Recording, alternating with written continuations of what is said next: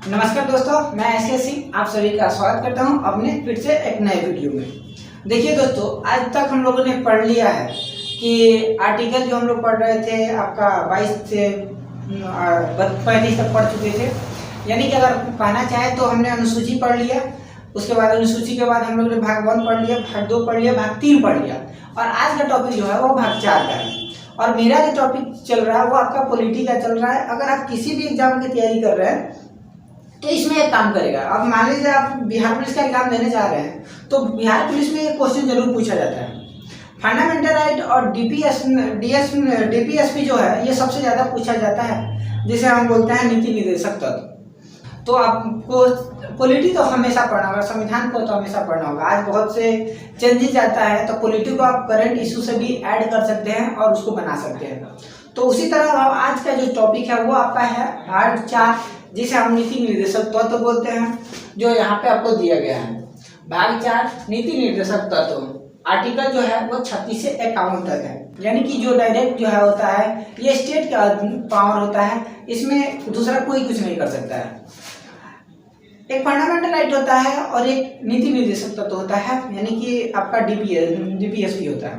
इन दोनों में फर्क क्या है, थोड़ा सा पहले ये समझ लेते हैं कि डीपीएसपी जो है ये वो पावर है जो स्टेट को खुद का मिला हुआ है। इसमें आप कभी भी न्यायालय में नहीं जा सकते हैं। लेकिन फंडामेंटल राइट में है कि आप न्यायालय में जा सकते हैं, लेकिन नीति निर्देशक तत्व के तहत आप नहीं जा सकते हैं। अगर ये बोला जाए तो कहाँ से लिया गया, अडॉप्ट कहाँ से किया गया है, तो ये आयरलैंड से लिया गया, क्योंकि आयरलैंड में नीति निर्देशक तत्व का व्याख्या था, इसलिए इसको लिया गया है और ये हम लोग के लिए फायदा भी हुआ है, तभी तो हम लोग इसको अपनाए हुए हैं। अगर वैसा फायदा नहीं होता तो जितने बड़े बड़े हमारे जो नेतागण थे वो इसको इन्वॉल्व नहीं करते।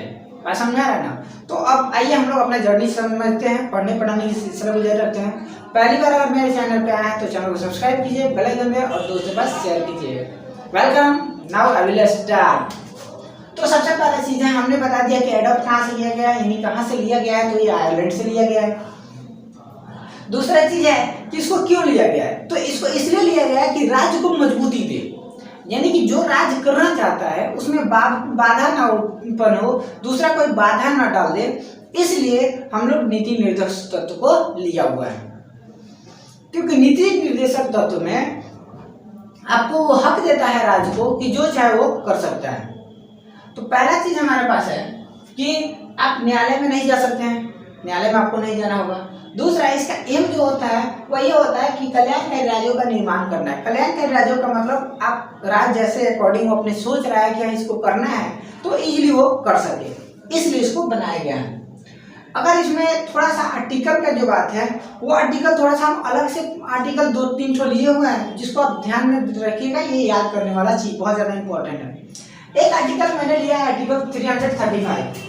आर्टिकल क्या लिया हुआ है 335। ये क्या कहता है, ये कहता है कि एससी और एसटी को आरक्षण का प्रावधान है वो आपको दिया गया है आर्टिकल 335 में। अब कहिएगा आरक्षण का मतलब होता है कि किसी व्यक्ति को कुछ छूट देना। चार में आपको आरक्षण के जिक्र किया गया है और 103वां संविधान संशोधन के तहत आपको ईडब्ल्यूएस भी जोड़ा गया है। ज्यादा नाम पढ़ाए थे आपको तब, हाँ इसको याद कीजिएगा। तो उसी तरह हम लोग यहाँ पे देखे हैं कि अगर एससी एसटी की बात बोला जाए तो ये एससी एसटी का आरक्षण जो है वो आपको दिया गया है आर्टिकल 335 में 335 में। यानी कि इसमें क्या है कि आप अगर इस पॉइंट के अकॉर्डिंग यानी 335 के अकॉर्डिंग अगर आप जाते हैं तो आपको न्यायालय में जाने का अधिकार है, आप न्यायालय में जा सकते हैं। लेकिन अगर वो आप नीति निर्देशक तत्व में आइएगा तो आप नहीं जा सकते हैं। ये भाग 335 जो है भाग 16 में है और इसमें विशेष वर्गों के लिए अलग अलग प्रावधान दिया गया है कि 16 में यही बताया गया है कि किसको कितना आरक्षण दिया जाए, कितना नहीं दिया जाए। ये पॉइंट आपको समझ में आ गया। अब अगला पॉइंट है कि आर्टिकल 350 के ए में, यानी आर्टिकल 350 के ए में है जो क्या बताया गया है, राज्य का डीपीएसपी बताया गया है, यानी राज्य में कैसा नीति निर्देशक तत्व आना चाहिए उसका जिक्र इसमें किया गया है। इसमें ये जो है आपका भाग 17 में है, राजभाषा के अकॉर्डिंग आपको दिया गया है कि क्या करना है, कौन सी भाषा है, कैसा, वो सारा जिक्र उसमें किया गया है अलग अलग करके।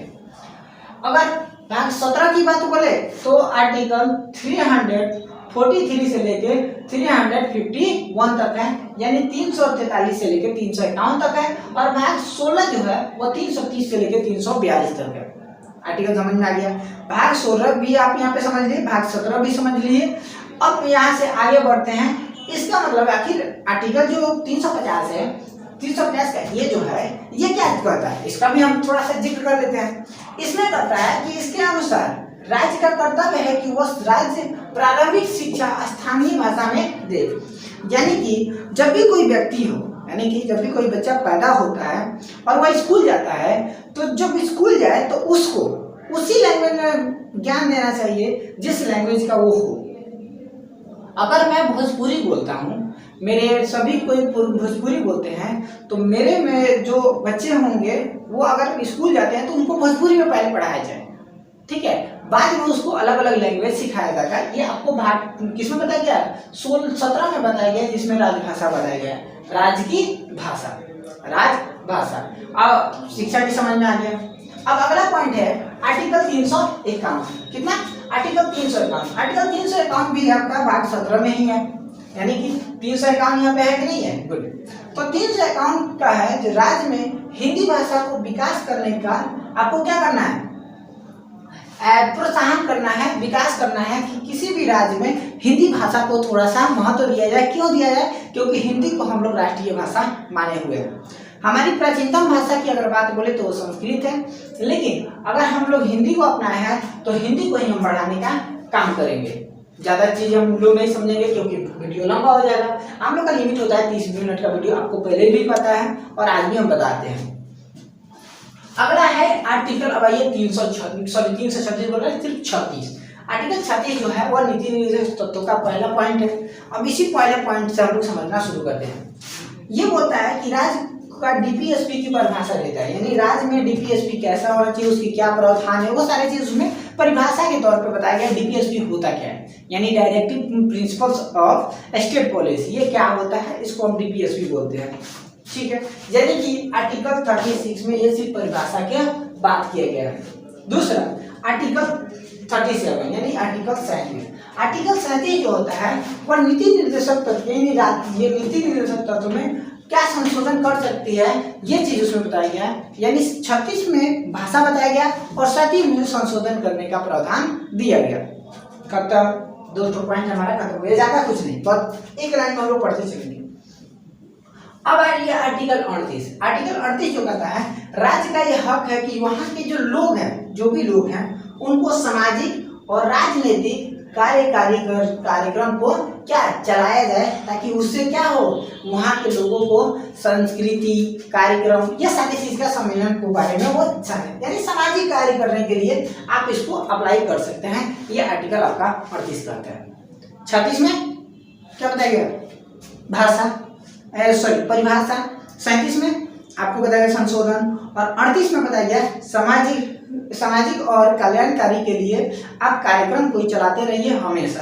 राज्य का ये हक बनता है और राज्य को ये करना भी चाहिए। चलिए, अगर आपका आय में असमानता आ रहा है कि राज्य में आय की कमी हो रही है, तो उसको बनाए रहे, बैलेंस बना के रखे, ये भी उसका पॉइंट समझाया जाता है। अगला है आर्टिकल 39 यानी 39। आर्टिकल 39 में बताया गया है कि सामान्य कार्य के लिए वेतन भी समान होना चाहिए। सामान्य काम के लिए वेतन भी समान होना चाहिए, यानी उसमें कोई भेदभाव नहीं करना चाहिए। यानी वो मेल है तो हम इतना रुपया देंगे, वो फीमेल है तो इतना देंगे, ये प्रावधान आपको नहीं रखना है। चाहे वो मेल हो या फीमेल हो, दोनों को वेतन जो देंगे वह सबको समान देंगे, यानी कि और लोक स्वास्थ्य के लिए बनाए रखेंगे। लोक स्वास्थ्य को क्या करेंगे, यानी कि जनता की हेल्थ को भी ध्यान रखेंगे कि जनता का हेल्थ कैसा। अगर पूरा जनता खराब होता जा रहा है तो उसको हेल्प करेंगे, उसको प्रोवाइड करेंगे। जैसे कोरोना आया था तो ये राज्य का हक था, यानी कि सरकार का हक था कि वो कोरोना को बचा के रखे। और कैसे उसका दावा कराएगा, कैसा, इसलिए तो कोरोना का दावा सुई जो है फ्री में मिला है। क्यों, क्योंकि यह हक बनाएगा आर्टिकल 39 में। तो आर्टिकल 39 आपको पहले ही बताया गया है कि नीति निर्देशक राज्य को मजबूती देता है कल्याणकारी करने के लिए, तो ये भी तो हक देता है कि जनता का भी सेवा करना चाहिए। यानी कि अगर आप मेल हैं या फीमेल हैं तो आपको वेतन भी सेम होना चाहिए, आपको भेदभाव नहीं करना है किसी भी के साथ, चाहे वो मेल हो या फीमेल हो। अगला पॉइंट आर्टिकल 39 के बाद 40। आर्टिकल 40 जो है वो पंचायती राज का क्या किया गया है, वो व्यवस्था किया, प्रावधान किया गया। अब पंचायती राज किया, हर स्टेट में अपना पंचायती होना चाहिए, पंचायती राज होना चाहिए, पंचायत का व्यवस्था ये करना है, आपको ये बताया गया आर्टिकल 40। आर्टिकल 40 क्या बताया, आर्टिकल 40 बता दिया आपको पंचायत, 36 बताया भाषा, 37 बताया संशोधन, 38 बताया आपका कल्याणकारी कार्यक्रम करने के लिए, 39 बताया आपका समान कार्य के लिए समान वेतन, और 40 बता दिया आपका क्या पंचायती राज। खत्म, एक बार में खत्म कर लिए। क्या बोले, 36 डीपीएसपी की परिभाषा, 37 संशोधन, 38 आपका समान सामाजिक और कल्याण के लिए आपका कल्याणकारी के लिए आपको कार्यक्रम करना है, 39 समान वर्ग के लिए समान वेतन, और 40 आपको बता दिया गया क्या कि हमको क्या करना है, पंचायती राज का व्यवस्था करके रखना है। गुड, इसके अलावा कोई पॉइंट है, यानी 40 हमको सारे स्टेट में, किसी एक स्टेट में नहीं, ऑल स्टेट। अब ये आर्टिकल 41 क्या है, आर्टिकल 41, आर्टिकल 41 जो है वह कार्य पाने का अधिकार होना चाहिए। यानी कि अगर कोई व्यक्ति यानी कि राज्य में जो जनता जिसके पास कोई कार्य ना हो तो उसको राज्य क्या करेगा, एक कार्य प्रोवाइड करेगा कि आप इस काम को करिए, लेकिन हमारी जो सरकार करती नहीं है।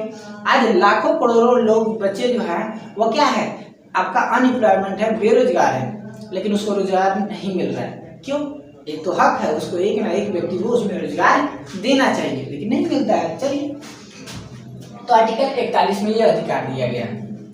आर्टिकल 42, आर्टिकल 42 जो है वह कार्य करने में न्याय संगत एवं मानवीय दशाएं को भी देखना है, यानी एक दिन में आपको सिर्फ 8 घंटा ही काम करना है। अगर कोई व्यक्ति काम कर रहा है तो 8 घंटा ही करेगा, और 8 घंटा काम करने में उसको फैसिलिटी भी एक मानव के अकॉर्डिंग देना है। अब ये नहीं कि जानवर के जैसे उसका काम करवाए, एक लेबर आता है तो हम लोग उसको जानवर के जैसे काम करवाते हैं, ऐसा नहीं करना है। आपको एक्चुअली में जितना वर्क करवाना है उतना करवाइए, 8 घंटा काम करवाइए, बट लिमिट से करवाइए। ये नहीं कि हम भैंस के जैसे उसके शरीर पे ला दिए, गधा के जैसे ला दिए वहीं कर रहा है, ऐसे नहीं करना है। मानव को देखते हुए, आप भी एक इंसान है, वो भी एक इंसान है, तो एक मानव को समझना आपके लिए बड़ी बात नहीं है। वो लेबर है, 500 रुपये लेके आता है, वो गरीब है तभी आपके घर में काम करने आता है, उसके बावजूद आप उसके शरीर पे इतना लाद देते हैं, वो 6 मंजिल पे चढ़ता है, आपको दया नहीं आती है। और उसके बाद उससे दिन भर काम करवाते हैं, पूरे दिन काम करवाते हैं, उसको थोड़ा देर के लिए अगर आराम करता है तो सोचते बोलते लगते हैं क्यों आराम करवा रहे हैं। वो समझता है कि उसका क्या हाल है, कितना ईंटा ढोया है, कितना सीमेंट ढोया है, कितना बालू ढोया है, वो जानता है। आप क्या जानिएगा, आपको पैसा देना है, उसके बाद उससे कुत्ते के जैसा काम करवाना है। गधा का जो होता है ना, गधा के ऊपर ला दिया और ढिचू ढिचू करवा रहे हैं, ऐसे नहीं करना है। वो भी इंसान है, आप भी इंसान है, तो एक मानवता को समझिए, इंसानियत को समझिए और उसके अकॉर्डिंग उससे काम करवाइए। तो यही हमारे आर्टिकल जो है आपका 42 कहता है कि हाँ, एक व्यक्ति को 8 घंटा ही काम करना है, 8 घंटा से ज्यादा काम नहीं करना है।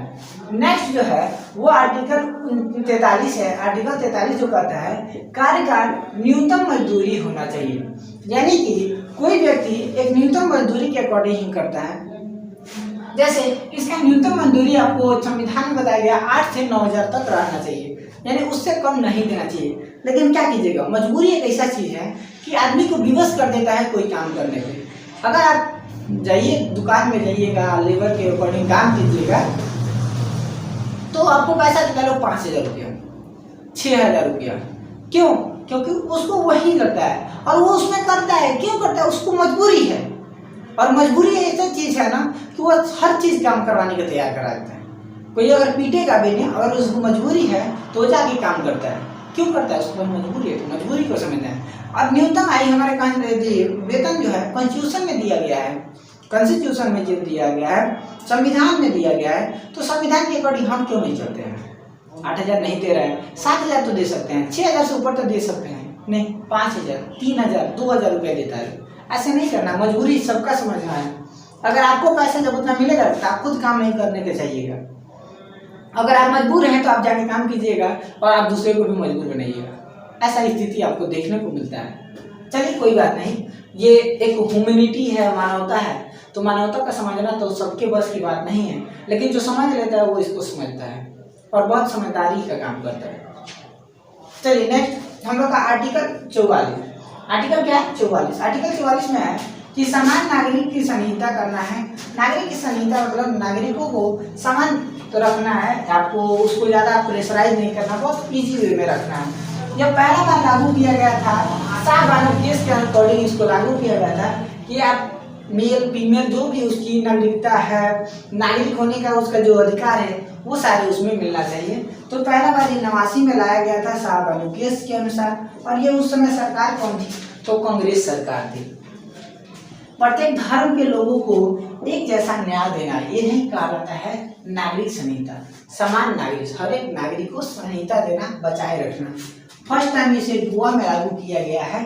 अगर इसमें पूछा जाए फर्स्ट टाइम कहाँ पे लागू हुआ है, तो गोवा में लागू हुआ है समान नागरिक की संहिता। यानी हर लोगों की आधिकारिक रूप से मदद करना। जैसे अगर राजपूत है तो राजपूत को जितना मदद करते हैं, तो अगर कोई छोटा व्यक्ति है उसको भी उतना ही हक देना है। ठीक है, यानी समान हक देना है।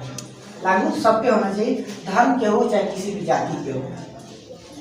आर्टिकल 45। आर्टिकल 45 जो है वो दिखाता है मुक्त शिक्षा, यानी कि मुक्त शिक्षा दिखाता है। और ये 6 वर्ष से लेके 14 वर्ष के आयु के बच्चों को आपको शिक्षा मुफ्त देना है, अनिवार्य शिक्षा देना है। यह आपका कॉन्स्टिट्यूशन बोलता है, कॉन्स्टिट्यूशन बोलता है, यानी कि संविधान बोलता है।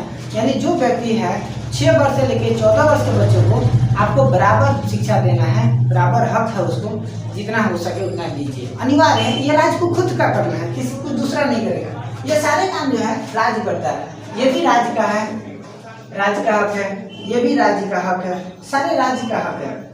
अब अगला पॉइंट हम लोग ने समझ लिया, 45 में सिर्फ मुफ्त शिक्षा है जो 6 से 14 वर्ष के बच्चों को दिया जाता है। यहाँ पर 6 वर्ष के बच्चों को आंगनबाड़ी में भेजा जाता है, तो आंगनबाड़ी में भी कुछ मिलता है। अब है आर्टिकल 46। आर्टिकल 46 में बताया गया है कि SC और ST का विकास के लिए राज्य का यह कर्तव्य है कि वो जो उसके पास हो सके उसको वो प्रोवाइड करे, ताकि SC और ST जो है वो ऊपर उठ सके, आगे बढ़ सके। अनुसूचित जाति और अनुसूचित जनजाति जिसे हम बोलते हैं SC और ST, इसके लिए। अगला है आर्टिकल 47। आर्टिकल 47 है कि राज्य को यह हक है कि किसी भी खाद्य पदार्थ या पेय पदार्थ को वो बंद कर सकता है। इसीलिए बिहार में शराब बंद है और गुजरात में भी शराब बंद है। अगर एग्जाम्पल देखना है तो इस दोनों को देख सकते हैं। राइट, यहाँ तक कोई दिक्कत नहीं ना, यहाँ तक याद हो जाना चाहिए।